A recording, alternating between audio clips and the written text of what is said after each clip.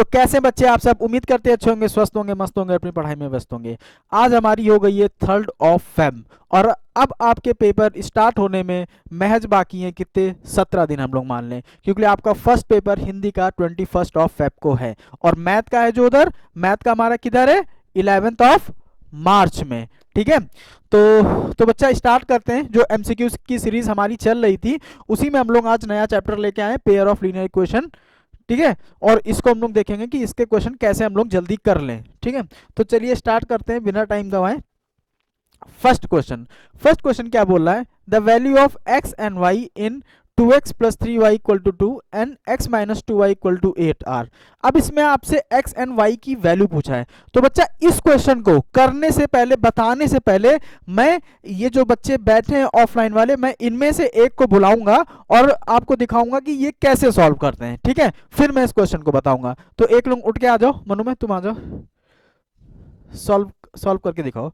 कोई दिक्कत नहीं है, तुम सॉल्व करके दिखाओ, बस आपको ये देखना है कि ये क्वेश्चन कैसे सॉल्व करते हैं। ठीक है, और इनको कितना टाइम लगता है आप ये भी देखिएगा। ठीक है, आप पहले हमारे व्यूअर्स को बताएंगे आप ये किस मेथड से कर रहे हैं, एलिमिनेशन मेथड से। ठीक है,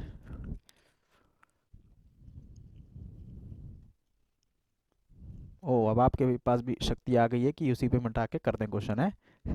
ठीक है सॉल्व करिए। अच्छा ठीक है,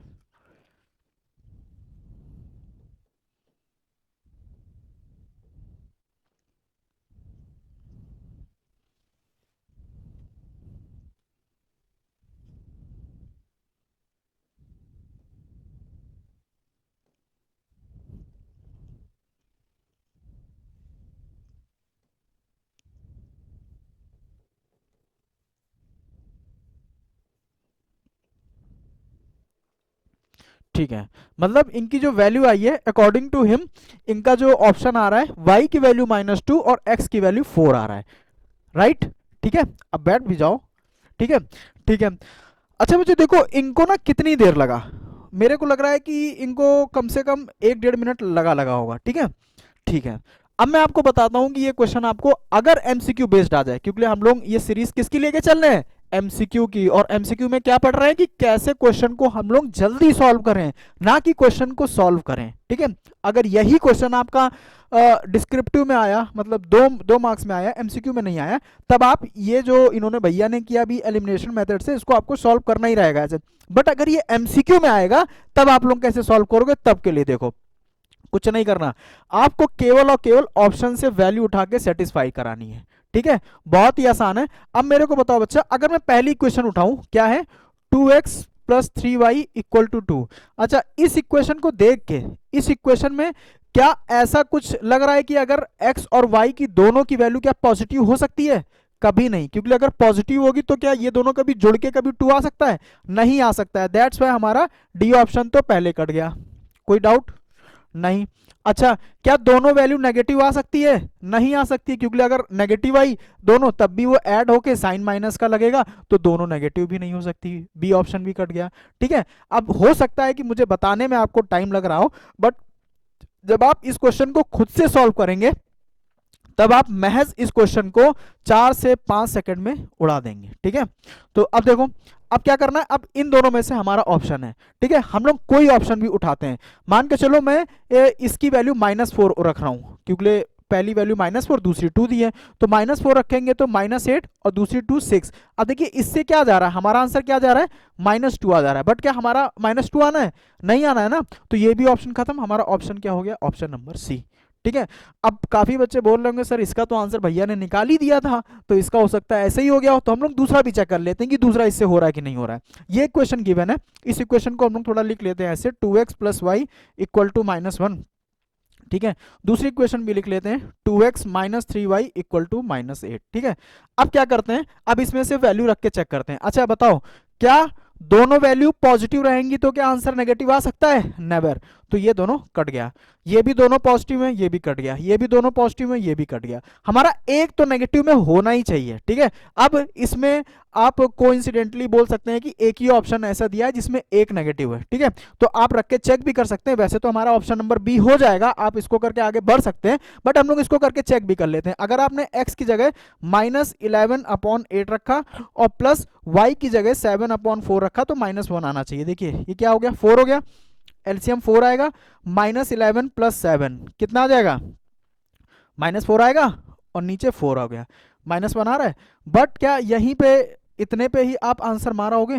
अगर दो ऑप्शन आपके सही हो रहे हैं, मतलब दो ऑप्शन अभी एलिमिनेट हुए हैं, दो ऑप्शन नहीं एलिमिनेट हुए, तो यहाँ नहीं रुकना, इसी वैल्यू को दूसरे इक्वेशन से भी सेटिस्फाइड कराना है, और अगर उसको करेगी देन आप जाके आगे बढ़ सकते हो। क्या है, -11/8 -3 इंटू 7/4, और इससे हमारा 8 आना चाहिए, तो ये 4 हो गया, -11/4 हो गया, और -21/4 हो गया। अब कितना आ जाएगा, माइनस का 2 3/4, और 4 8 जा 32, -8 आ गया है। तो आपने देखा कि कैसे हम लोग इसको महज 4 से 5 सेकंड में ऑप्शन एलिमिनेशन से भी कर सकते हैं, ऑप्शन पुट करके भी कर सकते हैं। नेक्स्ट क्वेश्चन देखते हैं, the perimeter of N isosceles triangle. आपको ये ध्यान देना है कि यहाँ बच्चा क्या बोल रहा है, आइसोसेलेस ट्रायंगल बोल रहा है, इज 65। अब आइसोसेलेस ट्रायंगल होगी तो ऑब्वियस सी बात है, दो साइड्स हमारी इक्वल होंगी और एक साइड हमारी डिफरेंट होगी, and the unique side is the thrice as large each of the equal side the length of the side are. ठीक है, क्वेश्चन का मतलब आप समझ गए कि क्या, जो यूनिक साइड है, मतलब जो तीसरी साइड है जो अनइक्वल है, वो इक्वल साइड की 3 गुनी है, थ्राइस है, 3 गुनी है, समझ रहे हो ना। तो मतलब क्या है, अब इस क्वेश्चन को आप अगर एक्स वाई मान के चलोगे तो ऐसा नहीं है कि नहीं होगा, ऑप्शन थोड़ा सा टफ हो जाएगा। तो इसमें करना क्या है, आप देखो 65, सबसे पहले सम 65 आना चाहिए, और 65 से भी पहले हमको क्या देखना, यूनिट डिजिट 5 आना चाहिए। 65 में यूनिट डिजिट तो 5 है ना, सबको ऐड करके देखिए, इसको देखा तो 9 9 18, 18 मतलब 8 लास्ट में आएगा, और 8 6 14, इससे लास्ट में 5 नहीं आ रहा है, तो ये तो ऑप्शन पहले से एलिमिनेट हो गया। ये देखते हैं 3 3 6 और 6 6 12, लास्ट में 2 आ रहा है, ये भी खत्म। इसका देखते हैं 6 6 12 3 15, इसमें 5 आ रहा है, तो ये हो सकता है, अभी ये आंसर नहीं है, ये हो सकता है। इसको देखते हैं 3 3 6 9 15, ये भी हो सकता है। अब उसने दूसरी कंडीशन क्या बोल दी है, जो अनइक्वल साइड है वो इक्वल साइड के 3 गुनी है। तो देखो इसमें क्या 3 गुनी दिख रही है, क्योंकि इसमें अगर ये दोनों इक्वल है तो इसका तो ये हाफ है ना, 3 गुना का है, तो ये तो ऐसे ही कट गया। अब देखो इसमें ये दोनों इक्वल हैं और इक्वल साइड के वो 3 गुनी है, तो 13 3 39 होता है, तो हमारा ऑप्शन नंबर ए हो जाएगा। समझे, तो हम लोग यहाँ बिना पेन उठाए भी क्वेश्चन को सॉल्व कर सकते हैं। कौन किस टाइप के क्वेश्चन, जो आपके में एमसीक्यू आएंगे, और एमसीक्यू में हमको ज़्यादा टाइम नहीं देना, मैं हर वीडियो में कहता हूँ बस आपको 12 से 15 मिनट में सारे एमसीक्यू को धाराशायी कर देना है। ठीक है, नेक्स्ट क्वेश्चन देखते हैं, the value of k for which the system of linear equation is inconsistent. तो बच्चा देखो यहाँ पे मैंने आपको बता भी रखा था, दो कंडीशन होती है इक्वेशन की, कौन सी, एक कंसिस्टेंट की होती है और एक इनकंसिस्टेंट की होती है। ठीक है, इनकंसिस्टेंट में हमारी और क्या वो होती है कि a1/a2 equal to b1/b2 not equal to c1/c2। ठीक है, और ये कंडीशन किसकी होती है, ये कंडीशन होती है नो सॉल्यूशन। और नो सॉल्यूशन कब होता है, जब लाइंस हमारी क्या होती हैं, पैरेलल होती हैं। ये कंडीशन समझे। ठीक है, इन वो कंसिस्टेंट में दो टाइप की हमारी इक्वेशन आ जाएंगी, एक a1/a2 equal to b1/b2 equal to c1/c2। ये कंडीशन किसकी होती है, ये कंडीशन होती है infinite many solution, infinite many solution. ठीक है, और ये किस टाइप की लाइन होती हैं, पैरेलल तो हो, ये एक के ऊपर एक लाइन हो। ठीक है, कि हर पॉइंट पे दूसरी पॉइंट को सेटिस्फाई कर रहा हो, मतलब ये कंडीशन कुछ ऐसी होती है, एक लाइन है उसी के ऊपर ये दूसरी लाइन है। ठीक है, ये हमारी होती है इनफाइनाइट मैनी सॉल्यूशन की। और अगर यही a1/a2 not equal to b1/b2 हो जाए, तो ये कंडीशन किसकी होती है, हमारी यूनिक सॉल्यूशन की, यूनिक सॉल्यूशन, या फिर वन सॉल्यूशन, या फिर इंटरसेक्टिंग। समझे ये कंडीशन, इसी के आधार पे हमको आंसर क्वेश्चन का आंसर देना है। इक्वेशन क्या दी है, इक्वेशन को पहले लिख लेते हैं, क्या है x plus 2y equal to 3। दूसरी इक्वेशन है 5x प्लस के वाई इक्वल टू 7। आप देखो क्या बोला है कि k की वो वैल्यू बताओ जिससे ये इनकंसिस्टेंट हो। तो इनकंसिस्टेंट के लिए कंडीशन क्या होती है, पहले दोनों रेशियो इक्वल होते हैं। तो पहले दोनों रेशियो के मतलब 1/5 इक्वल टू 2/k। ठीक है, तो k इधर चला गया तो k की वैल्यू क्या आ गई 10, और 10 हमारा किस ऑप्शन में दिया है, ऑप्शन नंबर डी आपका राइट हो जाएगा। ठीक है, नेक्स्ट क्वेश्चन देखते हैं। नेक्स्ट क्वेश्चन क्या है, the value of k for which the equation has a no solution. अब देखिए जो हमारा पैरेलल लाइन था उसी से तो नो सोल्यूशन आता है, तो उसी इक्वेशन से किससे a1/a2, उसी रेशियो से a1/a2 मतलब 1/2 इक्वल टू 1/k। तो यहां से k की वैल्यू क्या आ गई 2, सीधे आपने k की वैल्यू 2 मार दी। ठीक है, नेक्स्ट क्वेश्चन देखते हैं, pair of linear equation this क्या होगा। तो देखो 2/3 इक्वल टू 3/4। पहले ही दोनों रेशियो इक्वल नहीं है, और जिसमें पहले ही दोनों रेशियो इक्वल नहीं होते वो क्या होते हैं, यूनिक सोल्यूशन। ठीक है, या फिर वन सोल्यूशन। तो इसमें कौन सा है, वन यूनिक सोल्यूशन। ठीक है, नेक्स्ट क्वेश्चन देखते हैं, a system of simultaneous linear equation is said to be inconsistent if it has. तो क्या होता है, इनकंसिस्टेंट की कंडीशन क्या होती है, पैरेलल लाइन या फिर नो सोल्यूशन। तो पैरेलल लाइन या नो सोल्यूशन मतलब ऑप्शन नंबर सी आपका सही हो जाएगा। If a pair of a linear equation is inconsistent, फिर से इनकंसिस्टेंट आ गया, इनकंसिस्टेंट का मतलब parallel, then line will be parallel. घुमा फिरा के वही क्वेश्चन दे रहा है।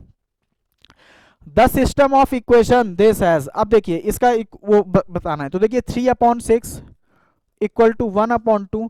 अब देखिए अब इसमें एक कंडीशन आप ये ध्यान रखिएगा, जो हमारा कांस्टेंट टर्म होता है मतलब नॉन वेरिएबल वाला टर्म होता है, उसको या तो आप दोनों इक्वेशन में इक्वल टू के उधर ही रखिएगा, या तो दोनों इक्वेशन में इक्वल टू के इधर ही रखिएगा। समझे मेरी बात को।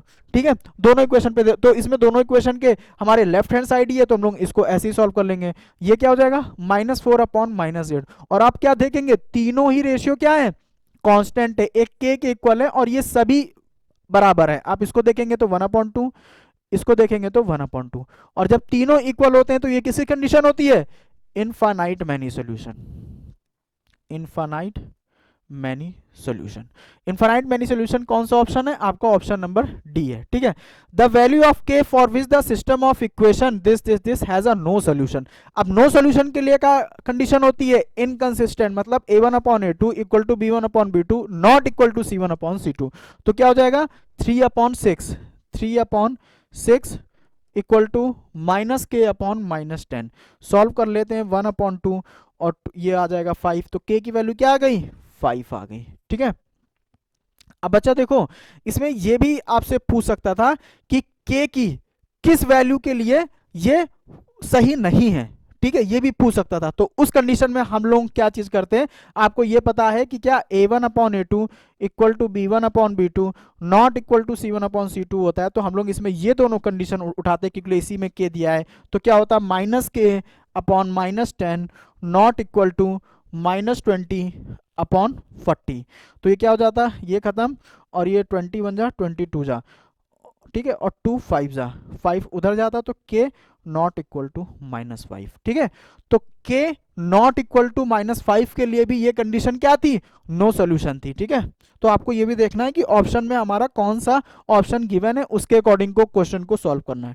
नेक्स्ट क्वेश्चन देखते हैं, if the pair of linear equation this has a infinite many solution. ठीक है, infinite many solution, then the value of m/n/r। अब देखो इनफाइनाइट मैनी सॉल्यूशन बोल दिया, मतलब क्या कि हमारे तीनों रेशियो इक्वल होंगे। तो यहां क्या है 2/x का coefficient m+n equal to 3/y का कोफिशिएंट 2m-n, और ये क्या 11 अब देखिए 11 इसमें इधर है, किधर RHS में, और इधर LHS में। तो इस -33 को भी उधर ले जाएंगे, तो ये प्लस का 33 बन जाएगा। ठीक है, कांस्टेंट टर्म को एक ही टाइप से रखना है, चाहे तो RHS चाहे तो LHS। ठीक है, तो ये क्या हो जाएगा, ये हो जाएगा 3। अब एक बार इस रेशियो को इसके इक्वल करिए, एक बार इस रेशियो को इसके इक्वल करिए, तो यहां से क्या आ जाएगा 2/m+n इक्वल टू 1/3।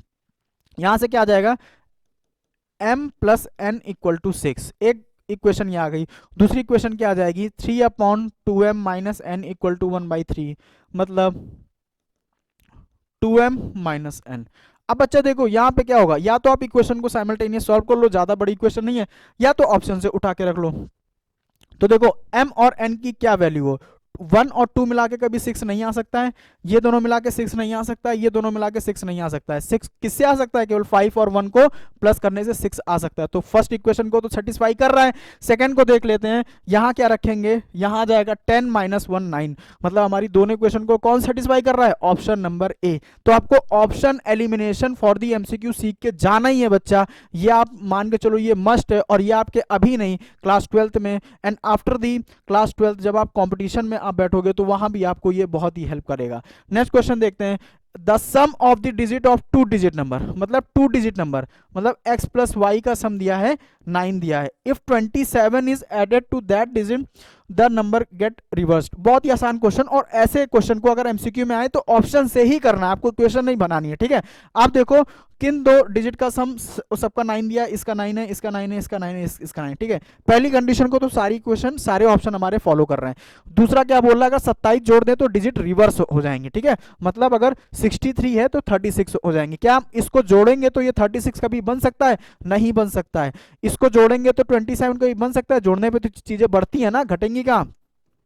इसमें जोड़ेंगे तो क्या 72 बन सकता है, चेक कर लेते हैं, क्योंकि छोटी सी बड़ी जा रही है। 27 जोड़ेंगे तो 54 आता है, ये नहीं होगा। तो हमारा ऑप्शन क्या हो जाएगा, ऑप्शन ए हो जाएगा। अगर आपको कोई डाउट है तो आप देख लो, 36 में 27 ऐड कर दो, 13 के 3 आता है, 1 5 1 6, 36 से 63 बन गया। कब हमने, जब हमने इसमें 27 जोड़ा, ठीक है। तो उम्मीद करते हैं ये भी क्वेश्चन आपको समझ में आया होगा। नेक्स्ट क्वेश्चन देखते हैं, pair of linear equation this this this have the, बस वही आप रेशियो देखते जाओ, क्या जाएगा 1/-3, 2/-6, और यहाँ क्या आ जाएगा 1/5। तो पहले के दोनों रेशियो क्या है, इक्वल हैं, दूसरा लास्ट रेशियो इक्वल नहीं है। और ऐसी कंडीशन कब होती है, पैरेलल लाइंस में, जहां पे नो सॉल्यूशन होता है या फिर इनकंसिस्टेंट होता है, ठीक है।